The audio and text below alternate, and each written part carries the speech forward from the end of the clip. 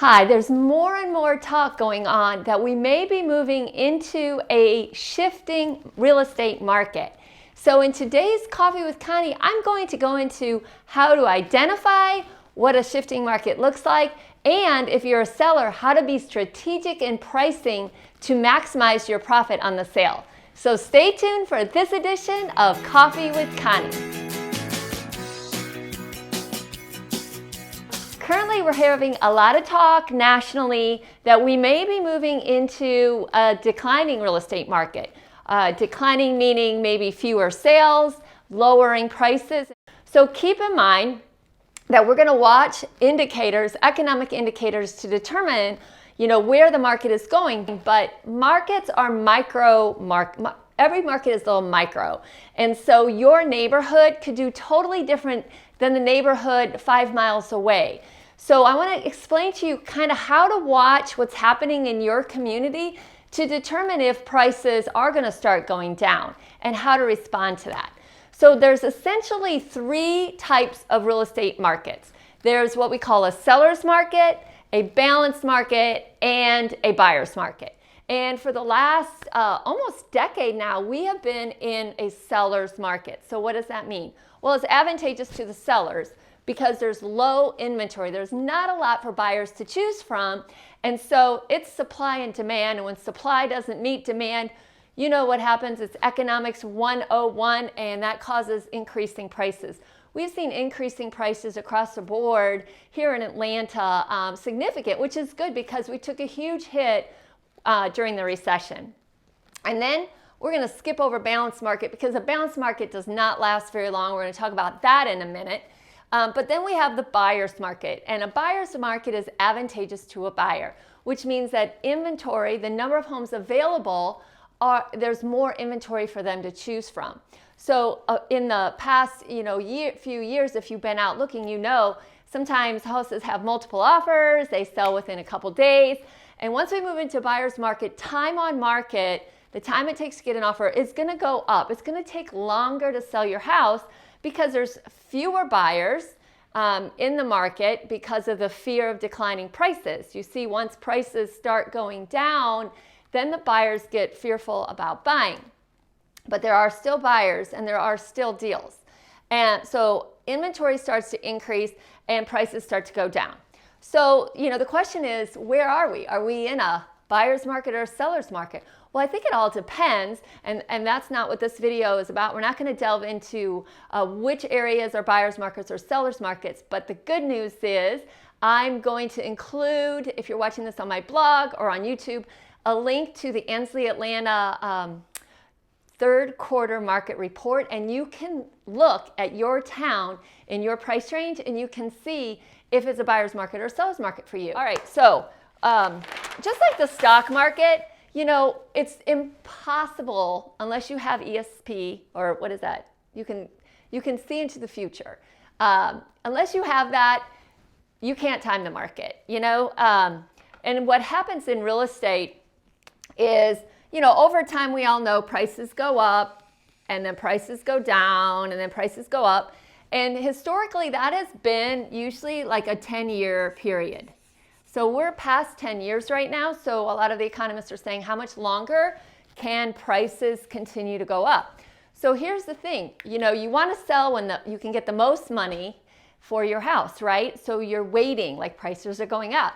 But at some point, the market is going to shift and it's going to go down. And what happens in real estate is because of fear or whatever, people jump on the bandwagon. They go up, and then once all of a sudden there's word out like, hey, something's weird happening, they start to drop, and they drop pretty quickly. So timing the market is impossible. So if you're thinking of selling right now, we're still in a very, very strong seller's market throughout the Atlanta area, but we're starting to see some economic indicators that we could be moving into a buyer's market. Now, who knows? I can't time the market. It could just be a little crazy thing going on with my particular area where we live or our particular price range, or it could just be that everybody's enjoying this nice fall weather. I don't know. It could completely come back again in the spring We still have low unemployment. We still have low interest rates. So there's a lot of reasons why we might stay here at a seller's market. But if you are in a place where prices are maybe starting to go down, I want to share with you the point of this entire video, which is how to be strategic when you price your home in a seller's market. And the reason I'm so passionate about this is because I was a real estate agent when the market crashed. And I saw what I'm about to show you happen. And I saw homeowners lose so much money because they were behind the market in their pricing. So let me show you what I mean. Okay. So this is the cost of overpricing in a shifting market. And when I mean shifting, I don't mean shifting up, I mean shifting down. And so here's the scenario, okay? This line represents the time. Here's today, and this is the future. And this represents what a home is valued at, right? So when the prices are increasing, let me see. All right, so if this is value and this is time, okay, when prices are going up and you're selling your house, you may say, hey, I think I'm gonna wait till the spring because I think my house will be worth more money in the spring because prices are going up. And that's not a bad strategy, but keep in mind, you can't time the market, so prices could always change and they could start going down. But in an appreciating market, sometimes what we'll do is, I say we push it a little bit. So maybe the comps say the house is worth $450,000, but we're having an appreciating market. There's nothing available in the whole subdivision, and anything that comes on the market sells in a couple days. I might say, hey, let's try $475. We're going to press it. We're going to price ahead of the market. The market's moving this way to maximize your profit. Okay, so hopefully that makes sense, right? Comment below if I'm making any sense. All right, so in a declining market, of course, I'm a homeowner too. I want to maximize my profit, as everyone does. And maybe the comparable sales are saying 450 is what the most recent sale was. So you're like, I'm going to price it at 450. And maybe you're a little, anxious and you even do the 475 because you haven't realized that prices are declining. So let's say we're at 450, but all of a sudden the market is shifting and buyers are getting nervous about buying. And so they are starting to go in the market and they're looking for the best deal. They're looking for the lowest priced one. They're starting to really price shop. And that's very different from a seller's market. In a seller's market, buyers are panicked because they have to find a home in 30 days. There's only 2 available. They're not even that picky. They'll a lot of times just take something because they need a home. And it's the opposite in a buyer's market. In a buyer's market, they're pickier, they're going to look longer, and they're going to try to find the best deal. So say you put it on for $450. Now here's something important to know. If you're not getting showings at all, you've missed the price. Unless like the house is falling apart, or you didn't hire a professional photographer, or you didn't stage it, or there's some other extenuating circumstances. But if you've knocked out all those things, you've staged it, you've priced it, you're marketing it like crazy on social media, internet, Zillow, everywhere, and you're still not getting showings, you've missed the price. So give it a couple weeks, nothing happens, you need to do a price adjustment. So here's where people get in trouble.